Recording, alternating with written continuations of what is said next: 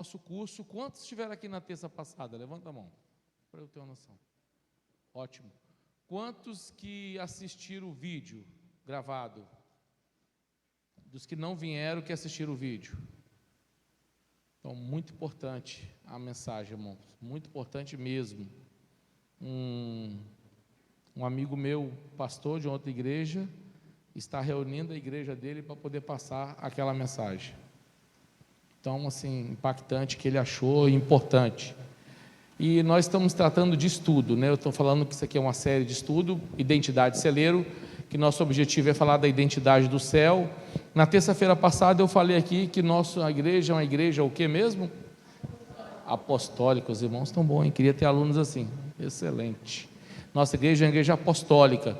E a igreja apostólica, ela tem o quê? Ela tem a visão dos cinco ministérios. Então nós não vamos perder tempo, porque nós já estamos atrasados, e aqueles que puderem nos acompanhar, nós vamos para o monte depois. Eu já vou chamar aqui a Karina. Nós vamos falar sobre os 5 ministérios, e Karina vai começar falando sobre o ministério profético. Amém? Se os irmãos tiverem alguma dúvida, pergunta, tenho certeza que vai ser bênção para nós. Você, Karina. Boa noite, igreja, paz.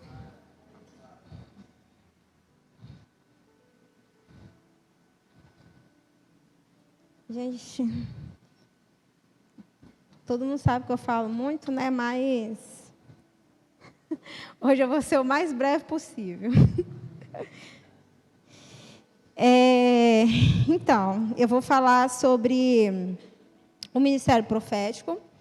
E a primeira coisa que eu acho importante a gente entender do ministério profético é que existe uma diferença entre o ministério profético e os dons espirituais, que, no caso, o dom profético faz parte deles, né? Deixa eu falar primeiro sobre o dom ministerial, que está em Efésios 4:11. Tem como colocar no telão?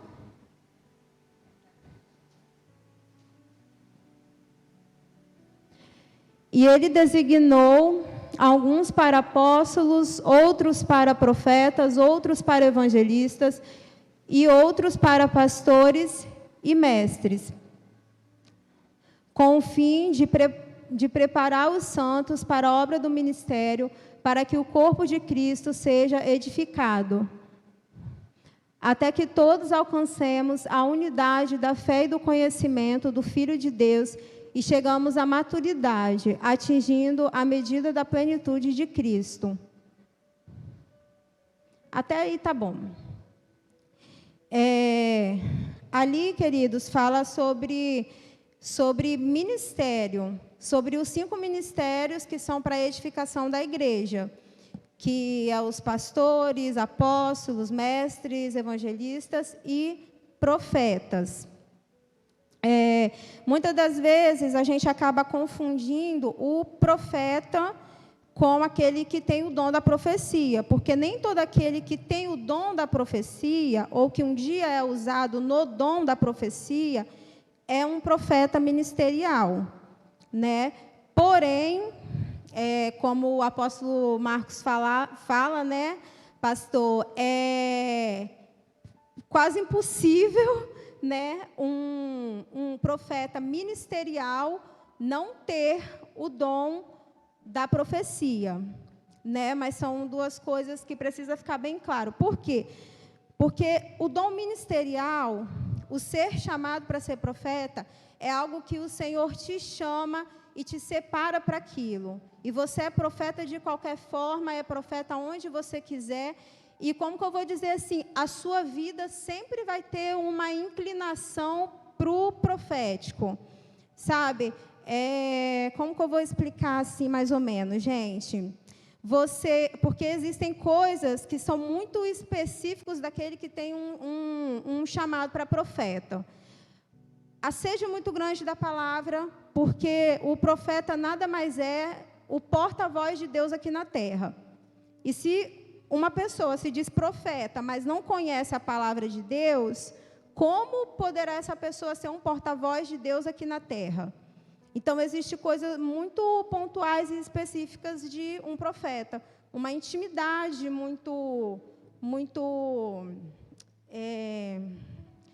eu perdi a palavra, gente. Mas uma intimidade, vamos dizer assim, uma intimidade constante com Deus, sabe? Tem coisas que é muito específico. Agora, o dom da profecia é algo que você simplesmente, qualquer um, se a gente for lá em 1 Coríntios 12, 7.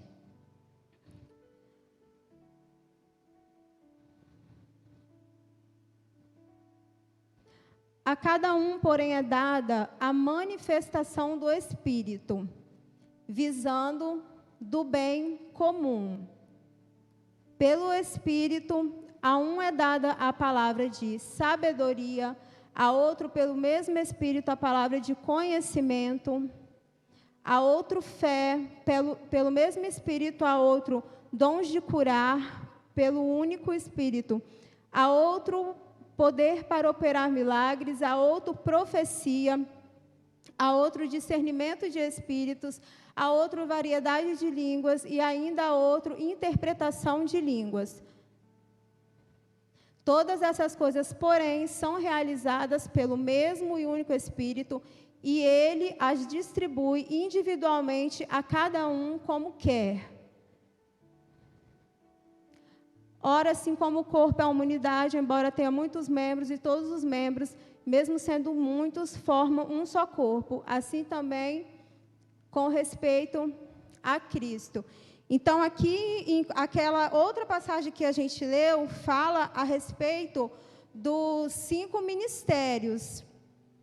E aqui já está falando a respeito dos dons espirituais. Os ministérios, eles são dados a nós por Jesus. Os dons espirituais são dados a nós pelo Espírito Santo de Deus.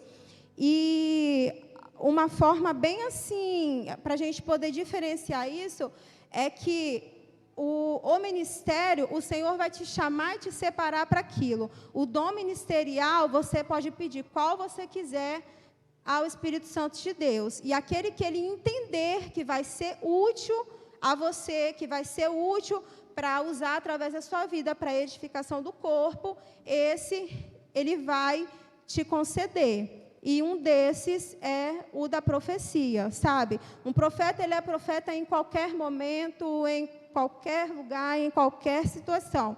Agora, o dom da profecia, o Senhor pode te tomar em momentos específicos, te usar hoje e depois só te usar novamente para você entregar uma profecia daqui a um mês, sei lá, ou não usar mais dessa forma, usar em outro dom que você pedir ao Senhor. Entenderam, gente?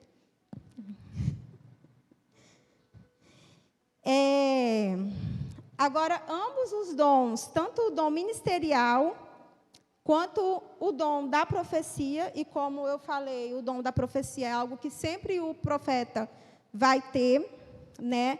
Eles precisam exortar, consolar e edificar a igreja. Isso é algo muito, foi uma das coisas mais assim, que mais me chamou a atenção no curso, né? Que me chamou muita atenção por conta de certas coisas que às vezes a gente acaba vendo nas igrejas mesmo, né? Porque muitas das vezes a gente acaba confundindo a questão do exortar, né? Às vezes a gente acha que exortar é chamar a atenção de alguém, corrigir alguém. Muitas das vezes a gente presencia isso, né, acontecendo a alguma pessoa, ou talvez já aconteceu a você, na frente de toda a igreja, né? Só que isso é algo que não, vamos dizer assim, não é correto mesmo de se fazer, né? Porque o Espírito Santo de Deus, ele não quer constranger ninguém. Ele não quer humilhar ninguém na frente da igreja inteira. Existem coisas que talvez o Espírito Santo vai revelar que, sim, precisam ser faladas do altar, porque é para ser passado para toda a igreja. Mas, às vezes, vão ter coisas que Deus vai falar, vamos supor, Deus me fala algo sobre Nicole, né? e vai expor, sei lá, uma situação financeira difícil que ela está passando, uma situação familiar que ela está passando, e que ela se sente constrangida com isso. Deus não me usaria no altar para falar isso com ela, sabe? Então, assim, muitas das vezes as pessoas confundem esse exortar com ser duro, ser rígido, e às vezes isso acontece na frente de toda a igreja, e isso, na verdade, não é algo correto de se fazer, né? E se você tem um chamado, né, profético, ministerial na sua vida, e você buscar da palavra de Deus, você vai ter o entendimento disso. Exortar, cadê, gente? Exortação no grego significa paraklesis, que é igual a encorajar e fazer perseverar em meio às diversidades. Então, a palavra de exortação, ela não é uma palavra para humilhar, para constranger ninguém na frente de ninguém. Se eu tenho algo a falar a respeito do que Deus me revelou sobre a Nicole, eu vou até ela e eu vou fazer o que Deus pediu para mim fazer, e eu vou passar para ela uma palavra que vai consolar, né, como eu falei, exortar, que é uma palavra de direcionamento, né, e edificar.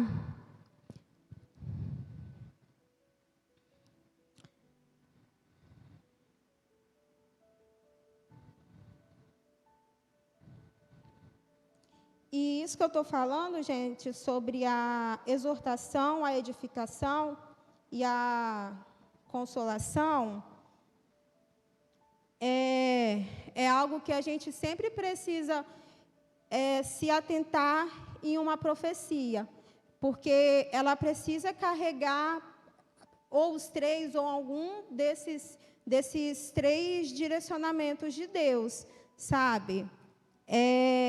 Toda profecia, ela precisa estar respaldada na palavra, né? E é por isso que, como eu falei lá atrás, que um profeta, ele precisa conhecer a palavra de Deus. E a verdade é que, quando você tem um chamado para algo, você, como eu falei, você já tem uma certa inclinação para aquilo ali. Então, se você tem uma sede da palavra de Deus, se tudo você procura pela palavra de Deus, se tudo que você ouve, você vai conferir na palavra de Deus, se tudo você busca em uma intimidade com Deus para que Ele fale com você através da palavra, possa ser que você seja, né, um profeta, mas tem todos os outros, como que eu vou dizer assim, outras inclinações também que você vai ter, né, na sua vida. Mas o profeta, ele precisa de fato conhecer a palavra, buscar da palavra, se orientar na palavra, porque, como eu falei, o profeta, ele é um porta-voz de Deus nessa terra. O profeta, a missão do profeta na terra é converter o coração da igreja ao coração do Pai. Trazer é claro que guiado pelo Espírito Santo, né, gente? Porque a gente, como homem, a gente não tem poder para nada, mas Deus nos chamou, nos levantou para isso, o Espírito dele vai conosco. Mas é sempre trazer o arrependimento, é sempre trazer o conserto. A missão do profeta aqui na terra é reconciliar o homem com Deus. É sempre isso, é sempre a reconciliação, é sempre a igreja esperando pela volta do noivo de uma forma pura, sabe? A missão do profeta é pregar a palavra de Deus de uma forma pura. E tá aí outra coisa também, que às vezes a gente se confunde, eu falo porque até mesmo eu já tive esse pensamento. Às vezes a gente acha que profeta é aquele que entrega a profecia, que entrega a revelação, né? E como eu falei, palavras de conhecimento, palavras de sabedoria, isso são dons, e qualquer um buscando no Senhor, o Espírito Santo de Deus, entendendo que vai ser útil, ele vai, né, te conceder. O profeta não é aquele que simplesmente entrega uma profecia ou uma revelação. O profeta, ele prega a palavra de Deus pura, verdadeira, independente de qualquer coisa, sabe?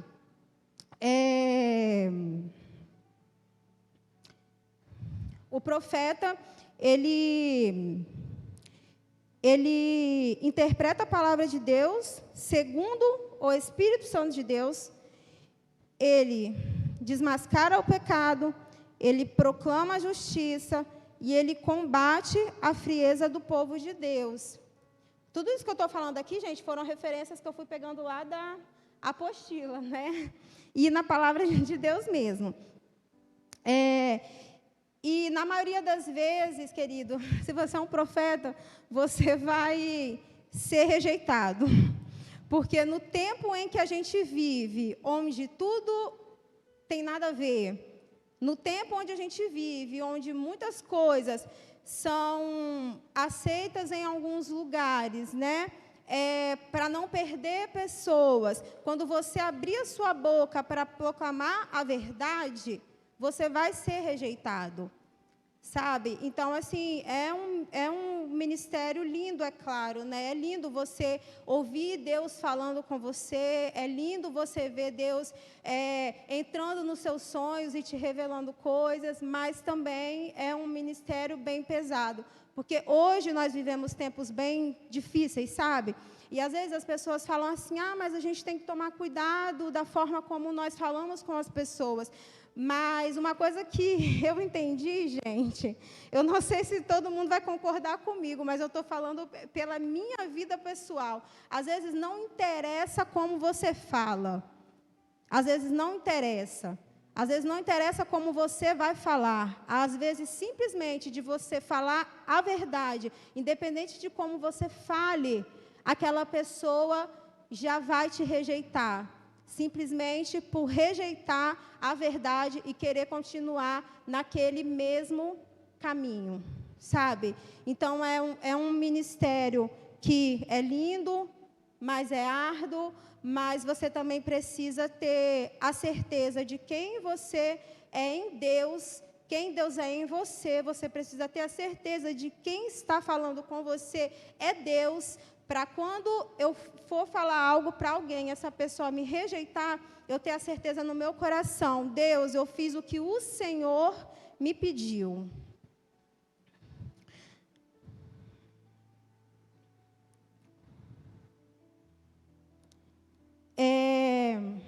Como eu falei, né?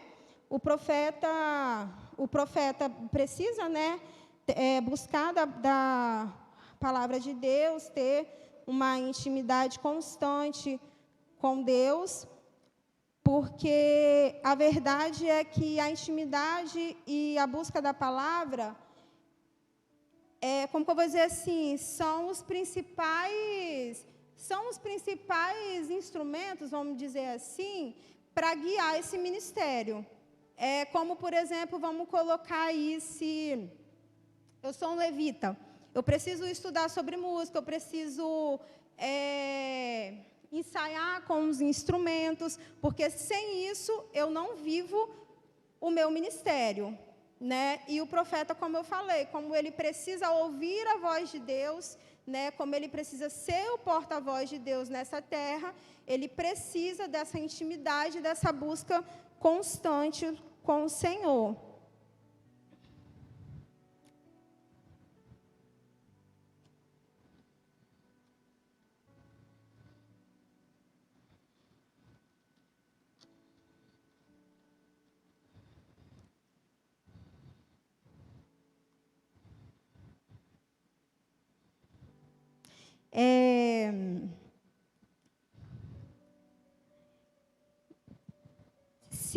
Se você entende, né, que o Senhor ele tem um chamado profético na sua vida, existe algumas coisas muito importantes, né, que a gente precisa buscar para que a gente viva o nosso ministério com excelência e para que a gente também tenha cuidado de acabar não fazendo isso da forma errada, né? E eu anotei aqui alguns, gente, que é o dom de sabedoria, o dom de discernimento de espírito, né? Porque a sabedoria, você vai ter entendimento da hora certa de falar, o que falar, como falar, né? O momento de falar, porque muitas das vezes Deus vai te falar algo, mas talvez não é para você passar para frente, é apenas para você orar. Vai chegar o tempo certo que o Senhor vai falar com você, agora vai lá e fala, né? E o discernimento de espírito, para você não ser confundido. Simplesmente, para você não ser confundido, né? Porque, como eu falei, é um ministério árduo. E muitas das vezes podem acontecer situações onde você vai ficar meio assim, meu Deus, mas o que foi isso? O que eu faço agora? Por onde eu vou? Para onde eu vou? Isso veio do Senhor? Isso não veio do Senhor?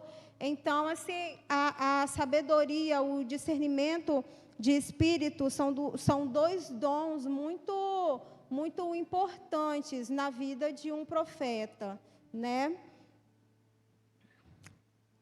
E outra coisa também, que o profeta ele precisa zelar, né, para ter na sua vida, são os frutos do Espírito, principalmente o domínio próprio. Porque você como um profeta, eu como um profeta, eu não posso deixar as minhas emoções dominar aquilo que Deus está me falando ou me pedindo. Sabe? Por exemplo, vamos supor, eu tive um problema com a Ibla, nós estamos no mesmo lugar, aí Deus me levantou aqui como um profeta ministerial, aí Deus pede para mim falar algo para ela, para edificação, para consolação da vida dela, e quando eu ouço aquilo, eu falo, não, Deus, isso é da minha cabeça, eu não estou nem bem com ela, sabe? Eu não vou falar. Sabe, o sentimento do profeta não pode se misturar com aquilo que Deus está orientando que ele faça, com aquilo que Deus está pedindo para ele fazer.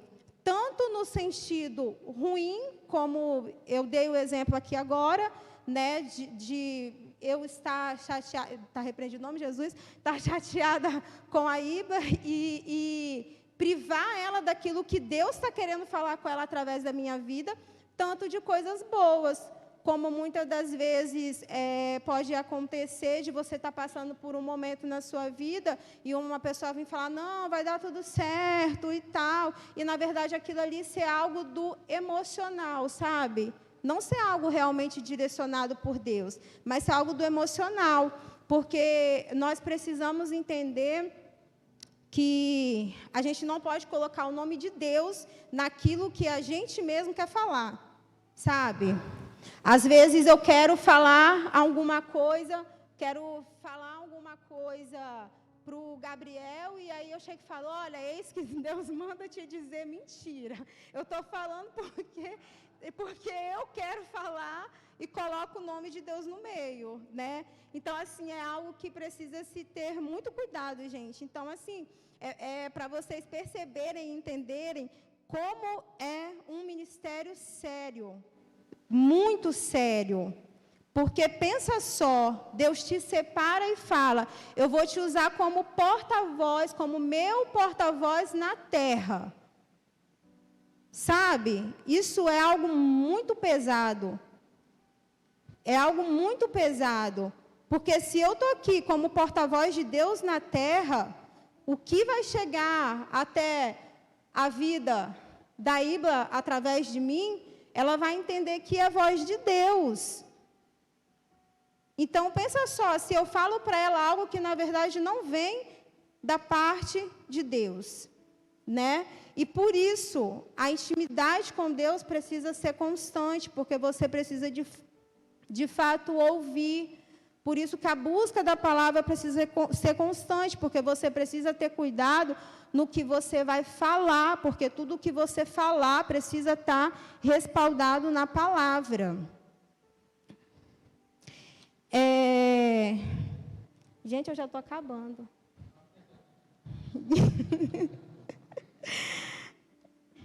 Eu tinha umas coisas para falar, mas é que foi dando branco. Eu estou nervosa com o tempo.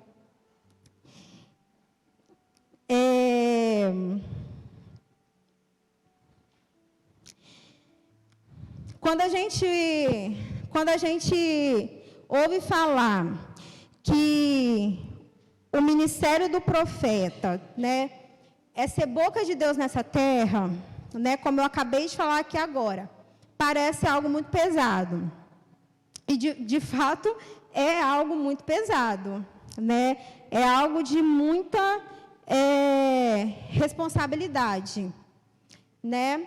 Mas, se você entende que você tem um chamado de profeta, um chamado ministerial de profeta na sua vida, você precisa entender que duas coisas precisam ser constantes na sua vida, além da busca da palavra de Deus e da intimidade, né, com Deus, que é a humildade e a submissão.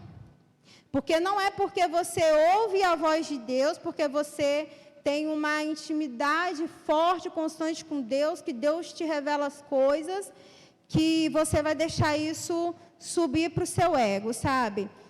A gente precisa entender que precisa ter humildade e precisa ter submissão. A palavra de Deus lá em Mateus 3, 13 e 17,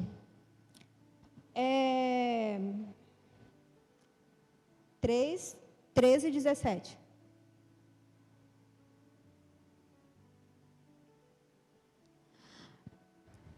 Pois eu digo a verdade, muitos profetas e justos...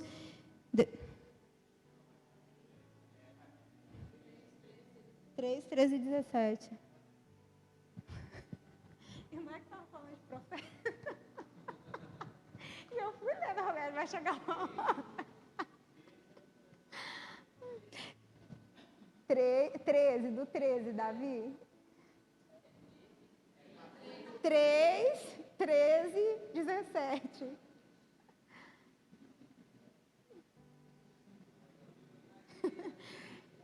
Isso foi uma coisa também que eu vi lá no curso, gente, que eu achei lindo e eu não vou esquecer disso daí nunca na minha vida.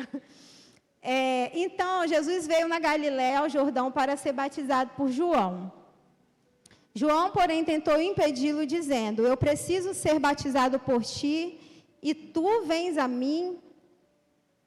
Respondeu-lhe Jesus: deixe assim, por enquanto, convém que assim façamos, para cumprir toda a justiça. E João concordou.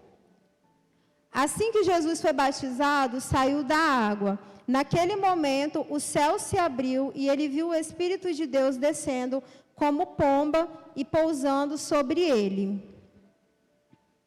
Então uma voz dos céus disse: esse é meu filho amado, de quem me agrado. Jesus foi o único homem nessa terra, né, que viveu os 5 ministérios, né?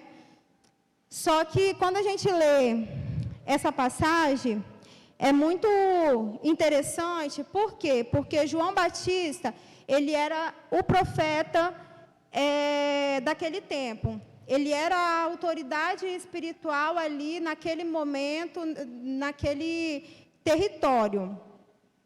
E Jesus, ele se submete a João Batista. João Batista vira e fala: olha, mas eu que tenho que ser batizado por você, e você que vem, e você pede para eu te batizar. E ele fala: não, mas convém que seja assim, porque o Pai quer assim. Sabe? Pensa só, gente, era Jesus, sabe? E ele como profeta, como evangelista, sendo tudo o que ele era, tendo os 5 ministérios em si, ele só passa a viver o seu ministério depois que o profeta daquele tempo o batiza, o Pai o aprova na frente de todo mundo, e aí então ele começa a pregar, ele começa a denunciar o pecado, ele começa a viver o que Deus tinha para ele nessa terra. Jesus, ele se submete à autoridade de João Batista, que era o profeta daquele tempo. Então, independente do ministério, né, que a gente vai ver aqui sobre os outros, independente do seu ministério, você precisa sempre se submeter à autoridade que está acima de você, para que o seu ministério seja bem sucedido, sabe? E a gente aprende isso muito bem com Jesus, porque ele só passa a, de fato, viver o seu ministério quando João Batista o batiza e ele é afirmado na frente de todos pelo Pai.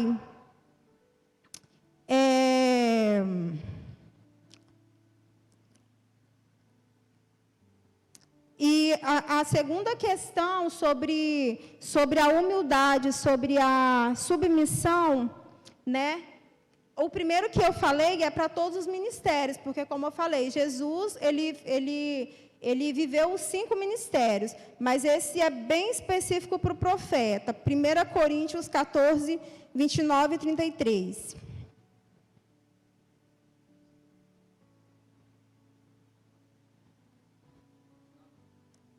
14, 29 e 33. Tratando-se de profetas, falem 2 ou 3 e os outros julguem cuidadosamente o que foi dito. Se vier uma revelação de alguém que está sentado, cale-se o primeiro. Pois vocês todos podem profetizar, cada um por sua vez, de forma que todos sejam instruídos e encorajados. Pode voltar, Davi. De forma que todos sejam instruídos e encorajados. Eu acho que eu já falei isso aqui uma vez que eu preguei. Não é porque você é profeta, não é porque você ouve a voz de Deus, que você é alguém suficiente. Sabe? A palavra de Deus diz que todos, ainda que você seja um profeta, você precisa ser instruído. Algumas versões dizem, todos precisam ser consolados, sabe? Então, ainda que você seja um profeta, ainda que você ouça a voz de Deus, ainda que Ele fale com você, você ainda precisa ser consolado, você ainda precisa ser instruindo, né? Então, isso é mais um ponto nessa questão da humildade, nessa questão da submissão, né? O profeta, ele não é maior e nem melhor do que ninguém. O profeta, ele é membro de um corpo, como o evangelista, como o pastor, como o apóstolo, né? Como todos aqueles que fazem parte dos outros ministérios, né? O fato dele ouvir a voz de Deus, o fato dele ter essa intimidade constante com Deus, o fato dele pregar a palavra de Deus com pureza, não faz ele melhor do que ninguém. Até porque ele é profeta, mas ele não é santo. Ele está pregando a palavra de Deus com pureza. Mas talvez a palavra primeiro cortou nele para depois cortar na igreja, sabe? E eu estou falando por experiência própria, que eu lembro que a última vez que eu preguei aqui, eu até falei, que parece que uma vez por mês Deus me chama no canto e fala, olha, você está errando nisso, e eu me quebro toda e tenho que refazer de novo, sabe? Então, assim, gente, o que eu tenho para falar resumidamente e brevemente sobre o dom ministerial profético é isso. Espero que vocês tenham, né, absorvido. E se vocês tiverem alguma dúvida, depois vocês podem me procurar também, se quiserem os versículos. Amém?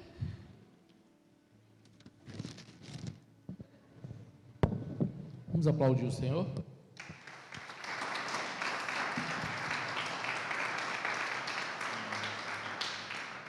Irmãos, o objetivo aqui é ensinamento.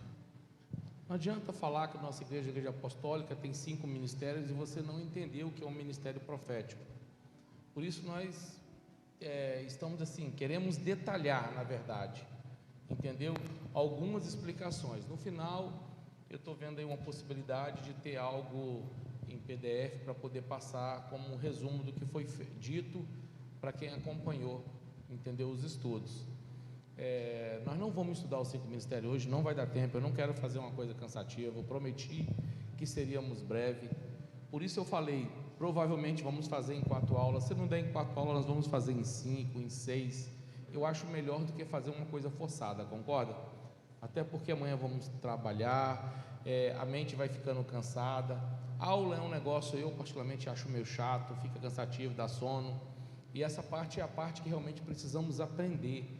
Jesus falou muito sobre isso, irmãos. Ele foi muito claro que o nosso maior erro é falta de conhecimento. Nós temos que ter conhecimento. O que Karina falou aqui é muito sério. O profeta ele tem que ser respaldado na Bíblia. Como é que alguém vai chegar para você e vai falar, porque Deus manda te dizer, vai lá e mata aquela mulher? Ué, como assim? Você pode matar alguém? Não está nos... Por que não pode matar? Porque na Bíblia está escrito o quê? Não matarás. Deus se alegra de nós estarmos reunidos na casa dele? Como é que alguém vai chegar para você e vai dizer, eis que Deus manda te dizer para você não ir na igreja, fica em casa até a segunda ordem? Isso é de Deus, gente? Seja sincero, isso é de Deus? Não é. Aí Deus fala, não pastor, você não vai pregar, até eu te autorizar a você pregar. Eu não sou pastor da igreja? Como assim? Então, gente, tudo, profecia, a gente vai buscar aqui, ó, Bíblia, conhecimento. O nosso objetivo é que vocês conheçam a Bíblia, que vocês entendam. Mas quando eu falo que a nossa igreja é apostólica, você tem que entender o que é uma igreja apostólica. Você tem que entender o que significa os 5 ministérios. E eu vou passar o próximo agora para a pastora Mariana. Ela vai falar sobre o ministério de mestre. Mais a cara dela, né? Então ela vai explicar para nós um pouquinho sobre esse ministério muito importante na igreja.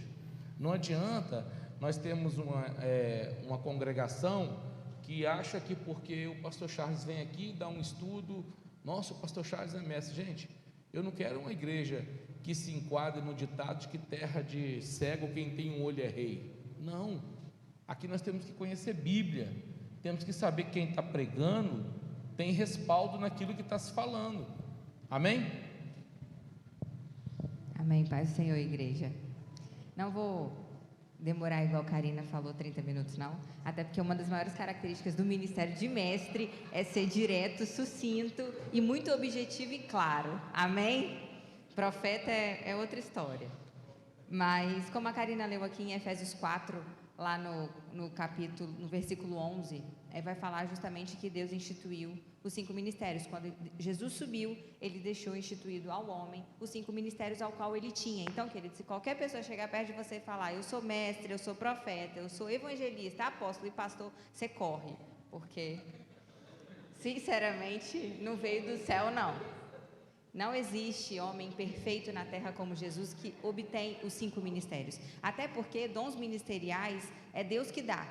Diferente dos dons do Espírito Santo, que é o dom de profecia, né? Que o Espírito Santo pode tomar a gente pode ser usado a qualquer momento. Os dons ministeriais, nós fomos chamados. Não existe diploma. Nossa, toma aqui, agora você é profeta. Não existe isso. Tanto que a escola de profeta não faz profeta. A escola de profeta é mero conhecimento para evoluir aqueles que já são e aqueles que não são querem ter conhecimento. Mestre, não adianta, não tem um curso para eu fazer, agora eu sou mestre, tenho diploma. Ou agora eu sou pastor, tenho diploma. Pastor nasce, é do coração. Mestre nasce com o dom da palavra. Profeta nasce. Não tem jeito, são dons que vêm daqui e que a gente desperta e evolui. Se a gente não se despertar para aquele chamado nosso e evoluirmos, nós vamos continuar no mesmo lugar. E o chamado de Deus para mestre, infelizmente, tem sido muito deturpado, porque a maioria dos mestres hoje são chamados teólogos. E quem é teólogo, normalmente, tem tanta firmeza no que diz, no que sabe, que esquece que depende única e exclusivamente do Espírito Santo. Sabe por quê? O ministério de mestre é o único ministério que tem uma ordem cronológica. Ele tem a palavra de Deus. O profeta não tem algo escrito. Não, ó, Deus está falando agora com o profeta. Está aqui o manual do que você vai falar, ou com o evangelista de como ele vai evangelizar, ou do pastor de como ele vai resolver cada situação que aparece na igreja, como ele vai pastorear. O mestre tem o que seguir. O mestre vai seguir a palavra, é a palavra revelada, está escrito. Então, a grande maioria dos teólogos e dos mestres que têm esses chamados, eles têm uma altivez tão grande e esquecem que, apesar de ter o manual, diferente dos outros profetas, dos outros ministérios, é óbvio que eles se baseiam na palavra, eles precisam ter o discernimento da palavra. O mestre tem aqui, ó, o que ele vai ensinar. Só que precisa ser dependido do Espírito Santo, porque a palavra por si só, ela pode ser interpretada, mas revelada é só pelo Espírito Santo de Deus. E a função, o maior, vamos dizer assim, a maior tarefa do mestre é trazer a revelação da palavra, é trazer o ensinamento da palavra, é fazer com que não venha só o ensinamento físico, o ensinamento intelectual, mas seja um ensinamento dentro do coração. E esse é o maior obstáculo, porque muitas das vezes a gente passa, a gente fala, a gente ensina e fica aqui no intelecto, que ao meu ver, não é falando mal de teólogos, né, e de mestres, mas que ao meu ver se limitam a isso aqui. Eu conheço de Bíblia, eu sei todos os versículos de cabeça, eu sei todos os livros, eu abro, e esquecem que a revelação não está aqui, a revelação vem de cima. E essa é a grande confusão que há no ministério de mestre. E por isso que muitas das vezes ele é até esquecido. Todo mundo lembra do profeta, do pastor, do apóstolo, do evangelista, mas na hora que chega no mestre agarra. Qual é o outro ministério mesmo? Fica agarrado. Nunca lembra. Quando bem da verdade, o maior mestre foi Jesus. O maior tempo de ministério dele na terra foi sendo mestre. Tanto que alguns apóstolos até o chamavam meu mestre. Mestre. Ele ensinou com toda a eloquência, com toda a unção poderosa, com todo o discernimento vindo do Espírito Santo de Deus, com muita maestria, né? O mestre vem da derivação do grego de dáscalo, que é justamente o ensino, a didática. E isso Jesus tinha, obviamente, com muita perfeição. Então, quando falarem para vocês do ministério de mestre, não ignorem, porque o maior exemplo de mestre e o maior mestre foi Jesus. Ele não foi a maioria do tempo profeta, ele não foi a maioria do tempo apóstolo, ele não foi a maioria do tempo evangelista. A maioria do tempo ele foi mestre, ele ensinou e continua nos ensinando até hoje. É um ensinamento que ele nos deixou. Então, ao meu ver, o ministério de mestre é um dos mais importantes. Porque se lá naquela época Jesus não ensinasse, como tudo se explicaria? Ele já foi condenado e crucificado, explicando. Você imagina se ele simplesmente chegasse e fizesse sem explicar, sem ensinar o que estava acontecendo. Então, acendam a lanterninha quando falarem do ministério de mestre. E se você sente no seu coração uma sede pela palavra de Deus, pede a Deus revelações vindas do Espírito. Comece a orar a Deus e pedir a Deus que te desenvolva esse ministério, porque é um ministério lindo, é um ministério relativamente carente da verdade. Como assim, pastora? Carente de viver a verdade. Eu conheço, e não são um nem dois, pastores que também são mestres, mas que esquecem que dependem do Espírito Santo de Deus. E quando eu falo que o ministério de mestre verdadeiro precisa ter a palavra associada ao Espírito Santo, eu tenho certeza, não vou pedir para você levantar a mão, porque senão todo mundo vai levantar. Certamente você já viu algum pastor pregando que conhece muita palavra, mas não tem unção nenhuma. Você fala, caramba, ele conhece a Bíblia demais. Mas sabe quando você não sente a presença de Deus? É confiar demais no intelecto e de menos na dependência do Espírito Santo. Porque realmente o que ele está falando está aqui. Se a gente se dedicar, a gente vai saber a Bíblia de capa a capa. Só que a gente tem que tomar cuidado. Claro, aqueles que têm o dom de mestre, para que a altivez não sobreponha a dependência do Espírito Santo, assim como todos os outros ministérios, né? O apóstolo tem a visão de expansão, de novos horizontes. O profeta, ele tem profundidade com Deus. E o mestre é a revelação da palavra. É a palavra nua e crua, a palavra revelada, a palavra ensinada, a palavra explanada de uma forma única. Que é nítido quando você sabe que alguém... fulano tem o dom da palavra. Nossa, ele falando... a gente consegue enxergar algumas características nas pessoas. A gente, em casa, às vezes fica falando, nossa, fulano de tal tem tal ministério, Beltrano tem tal ministério, porque é legal você identificar alguns ministérios. Eu sei os ministérios por exemplo, que você é evangelista nato, Vaza. Ele é evangelista nato. É um ministério que eu ia falar que eu certamente não tenho. Não tenho. Os outros eu estou descobrindo ainda. Agora, evangelismo eu já sei que eu não tenho. E isso é muito legal, porque é uma descoberta quando a gente fala, pastor, eu não sei o que eu vou fazer na igreja, eu não sei para que eu fui chamado. É justamente esse despertar do seu ministério. É você descobrir, né, o que está aqui dentro, o que você gosta, o que te dá prazer, o que te faz ser envolvido verdadeiramente no reino. Eu amo a palavra. Eu gosto de sentar e às vezes o pastor Charles fala, ele olha para minha cara e fala, está descendo alguma coisa aí, né? Eu falo, tá. Aí eu pego o caderno e começo a escrever. Eu gosto. Só que tem pessoas que não vão comer a Bíblia, a palavra. Elas vão ser guiadas pela palavra, mas elas não têm esse ímpeto de pedir a Deus revelação, de escrever e acabar um caderno de devocional, né? Então, é legal quando a gente começa a despertar. É obviamente que todos precisam conhecer a palavra de Deus, isso não é uma exclusividade do mestre, mas a forma de ensinar, a maestria com que se destrincha a palavra de Deus é clara, é objetiva. Você fala, nossa, quando fulano fala eu entendo tudo, eu pego tudo.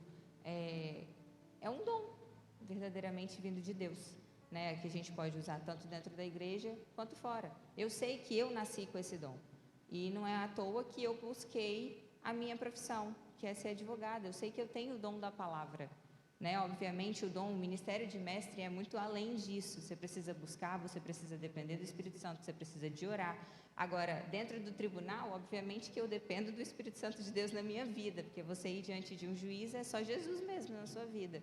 Mas eu sei, porque além da garantia do que eu ensinei, do que eu aprendi na faculdade, eu sei que eu tenho o dom da eloquência, o dom de falar, o dom de explicar. E a gente traz isso do nosso dia a dia, aliás, vamos inverter, a gente leva isso do nosso coração, da projeção de Deus para a nossa vida, para o nosso cotidiano. Sabe aquelas pessoas que são difíceis de lidar?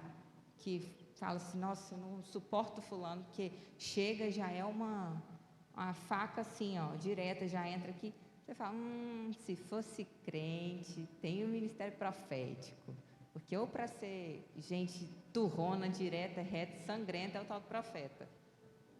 Então, assim, a gente vai identificando, e quando a gente descobre essas características dos ministérios, a gente começa a distinguir, sabe? As pessoas falam, fulano de tal é profeta, fulano de tal é evangelista. Igual tem uns profetas aí que chegam às vezes para mim, para o pastor Charles, não, porque eu estou vendo isso, Deus está falando aquilo. Amém. Mas nós somos o quê? Pastores. O profeta vem e bate. O pastor, calma, vamos com calma, a gente precisa amar, a gente precisa cuidar. Nós também estamos vendo isso, mas a gente precisa ir com muito amor e carinho. Então, assim, são ministérios. Por isso que uns foram chamados para pastores, outros para profetas. E lembrem-se, e aqui eu finalizo, não sei se o pastor Charles vai continuar contra o ministério, se alguém chegar perto de você e falar que tem os 5 ministérios, você corre.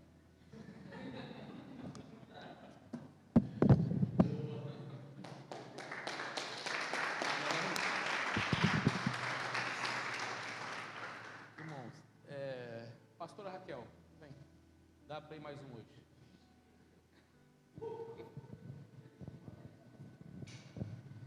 Tem que pegar, vocês têm um dom de oratória assim, né, irmãos? Aproveitar. Vou ficar os outros dois para a próxima semana. Vai dar tempo, pastor, vai dar tempo.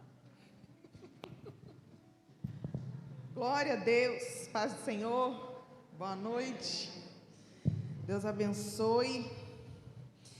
Bom, nós já falamos sobre profeta e mestre.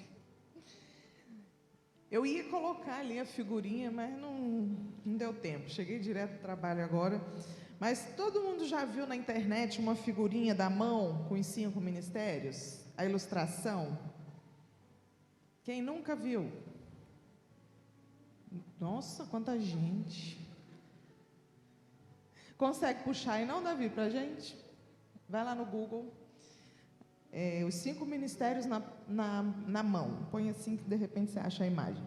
Enquanto ele procura, nós vamos falar agora sobre o ministério apostólico. Quantos aí já se identificaram nos primeiros 2 ministérios? Nossa! Ninguém? Angélica, Denise já se identificou. Mais ninguém?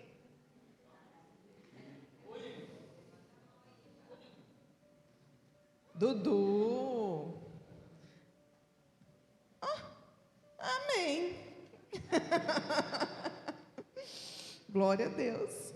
Mas são 5, né? Calma. Uma hora você vai se identificar com algum. E vai poder detectar qual é o ministério no qual o Senhor te chamou.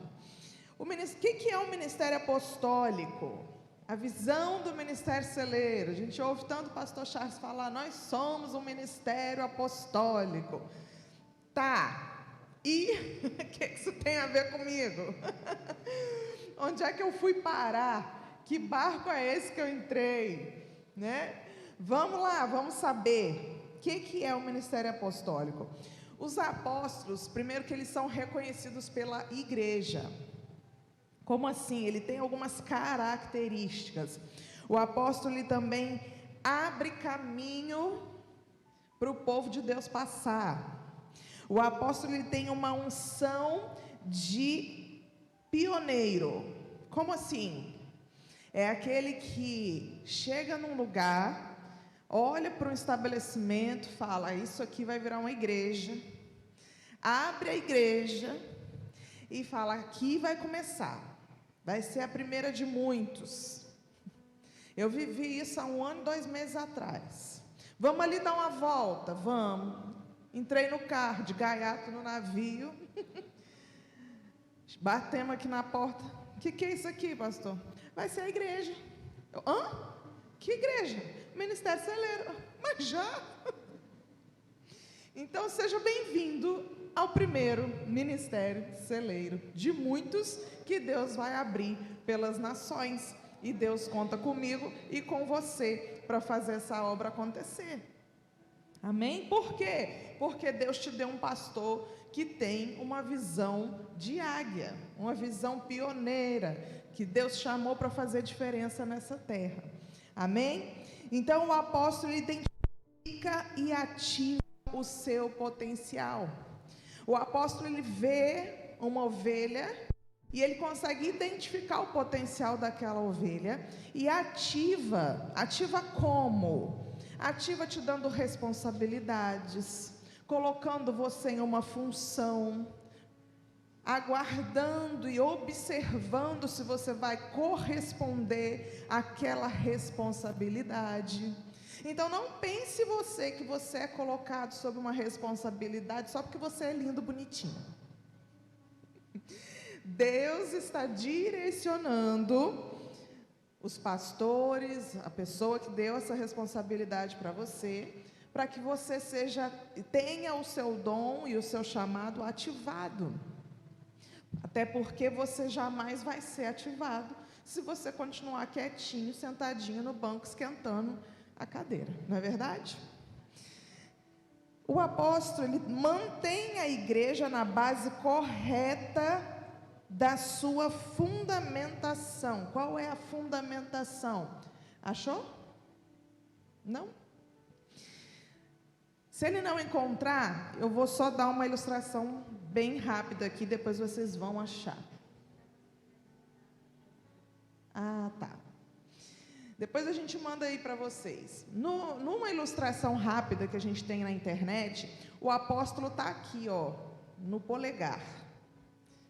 Mas por que ele está aqui? Ele está aqui porque ele precisa ser a base, o fundamento, achou? Esse. O apóstolo está aqui no polegar porque ele representa a fundamentação. Qual que é a fundamentação? A base. Base de quê? Baseado em quê? Na palavra de Deus. O apóstolo não faz absolutamente nada que fuja dos princípios da palavra de Deus. O apóstolo é aquele que nunca fica parado em lugar nenhum.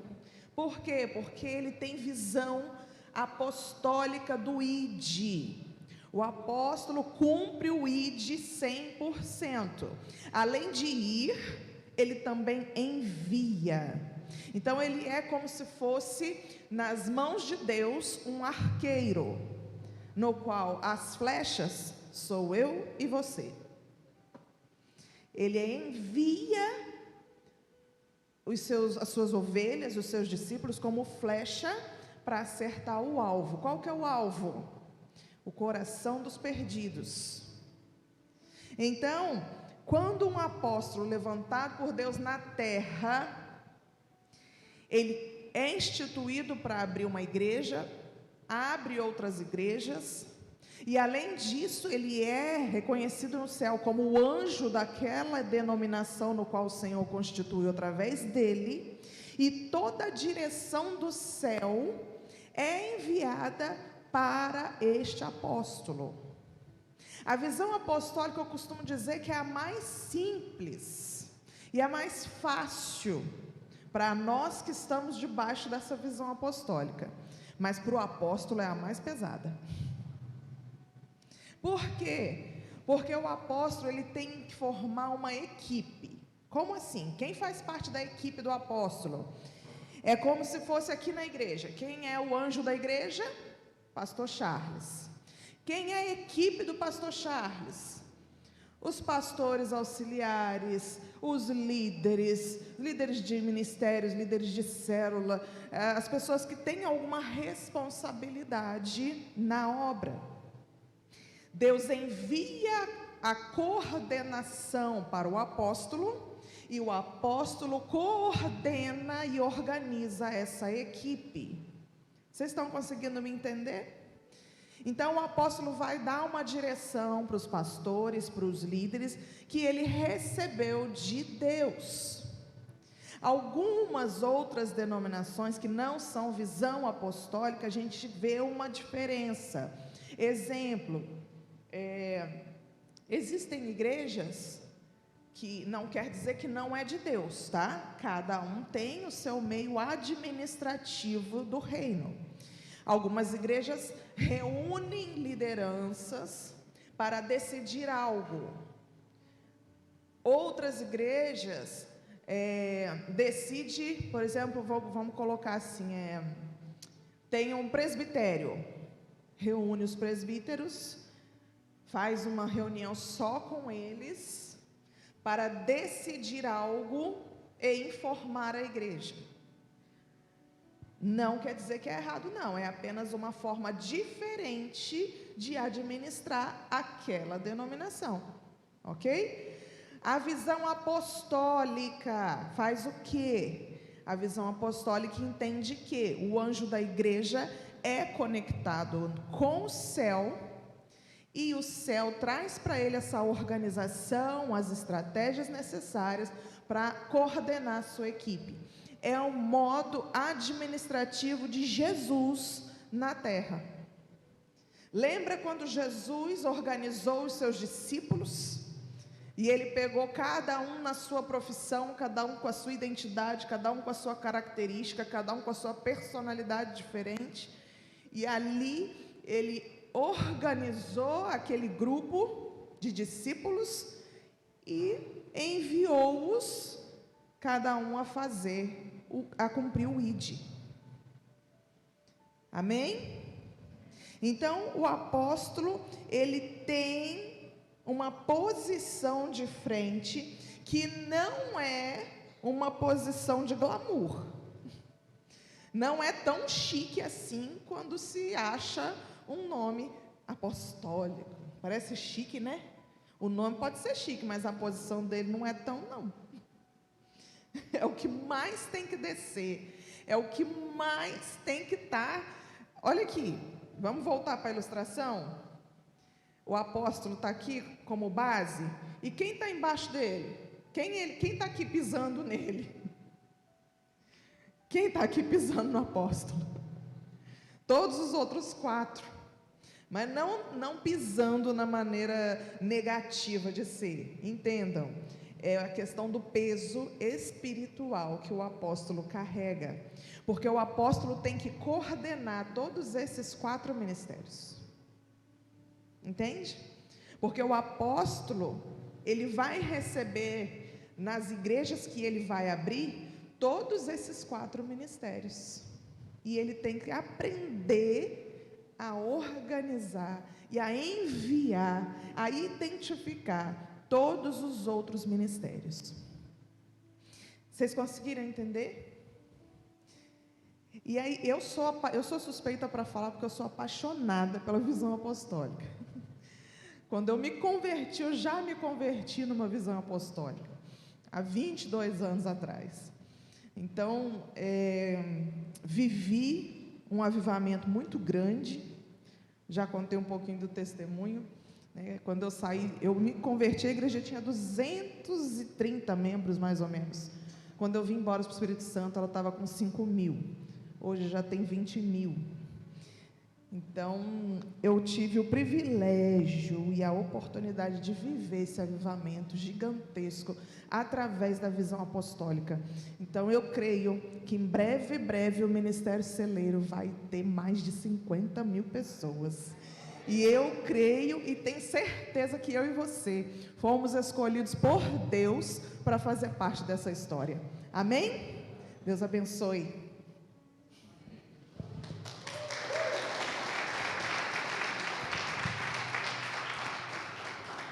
Glória a Deus. Vamos nos colocar de pé? Na próxima terça nós vamos ministério pastoral e evangelista. Vou ver se eu consigo conciliar na próxima terça para eu poder falar para vocês sobre sabedoria espiritual. Sabedoria é uma coisa, inteligência é outra.